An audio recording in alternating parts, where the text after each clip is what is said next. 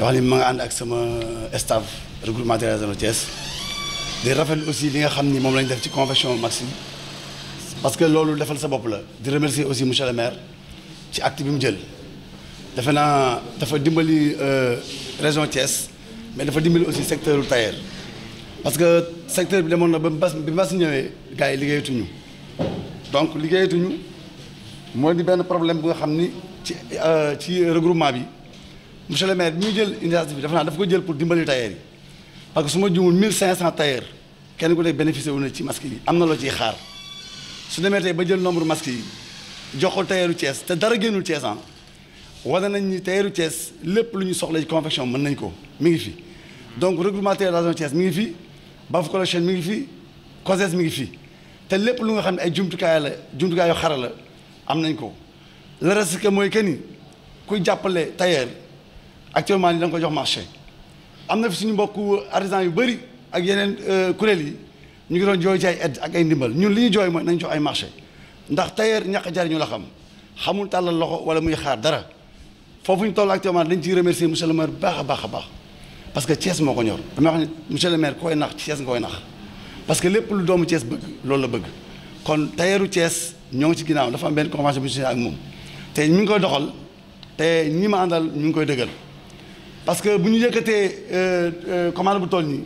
reste 550 000 mu reste Thiès 250 000 masques mu reste un nouveau Thiès ba pare jox ñu ko diir bu gàtt aussi ñu confectionné ko maa ngi remercier monsieur mais maa ngi remercier aussi sama staff parce que 20 000 yu njëkk yi defe naa liggéeyuñ ko ci 24 heures matu ko yi aussi bi ñu joxee délai bi matu une semaine ñu livré ko à temps kon ñu ngi remercier monsieur le maire mais ñu ngi remercier encore une fois regroupement des régions de Thiès di remercier aussi Baf Collection bi nga xam ne mu ànd nañu liggéey bi dara ñaaw ci aussi tey moo nañu rusloo monsieur le maire mais defuñu ko parce que bu nee damay resté lii Thiès jox ñu commande bu day nii ñoo est-ce que mën nañ ko est-ce que mënuñu ko am ñoo mënuñu ko ñu confectionné ko ñëw teg ko devant mairie Thiès kon merci beaucoup monsieur le maire mais merci beaucoup le regroupement des régions de Thiès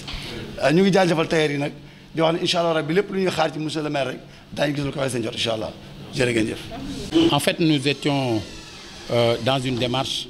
toujours de sécurisation des Thiessois avant même ces mesures d'assouplissement qui ont abouti à une sorte d'assouplissement dans le pays. Nous avions donc échangé avec les artisans donc tailleurs donc de la ville de Thiès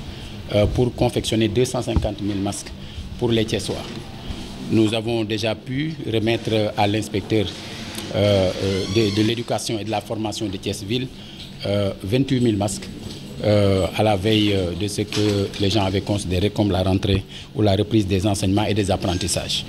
Nous avons pu remettre également au maître coranique, au Serigne Dara, 25 000 masques. Aujourd'hui, nous réceptionnons donc 200 000 masques,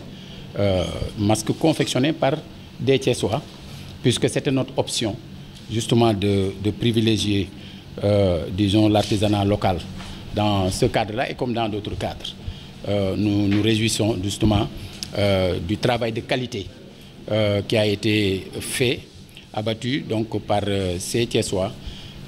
et qui auront tout à l'heure l'occasion donc de s'exprimer. En tout cas, la ville de Thiès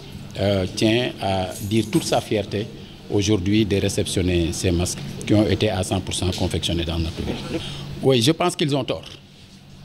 Je pense qu'ils ont tort puisque ces mesures d'assouplissement ne devaient pas conduire à un relâchement. C'est une invite à une prise de conscience et à la responsabilité individuelle et à la responsabilité collective.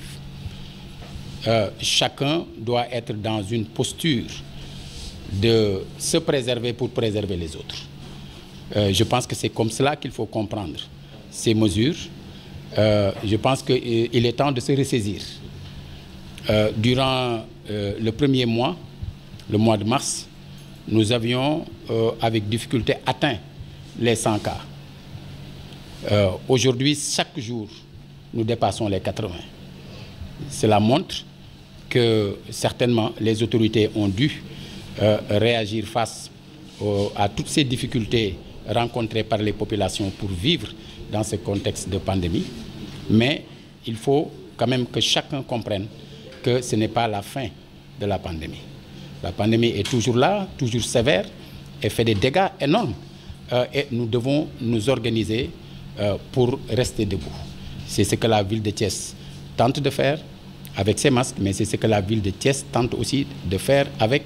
ses émissions de sensibilisation qui sont organisées par les radios donc, de la bande FM de Thiès, qui, dans une démarche synchronisée,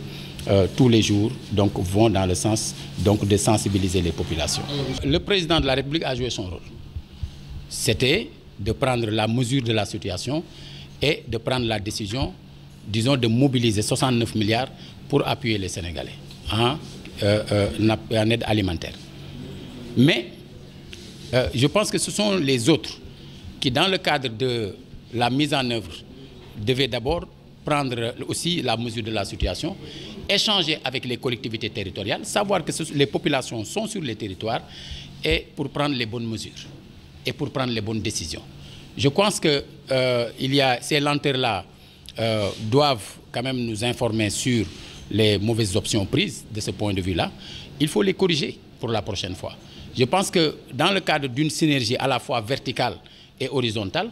échange donc entre les autorités au niveau national et les autorités territoriales, mais échange aussi entre les collectivités territoriales et les autorités déconcentrées. Je pense que c'est cela qui peut nous permettre véritablement, disons, d'aller à l'avant et puis d'aider les populations en tant que de besoin.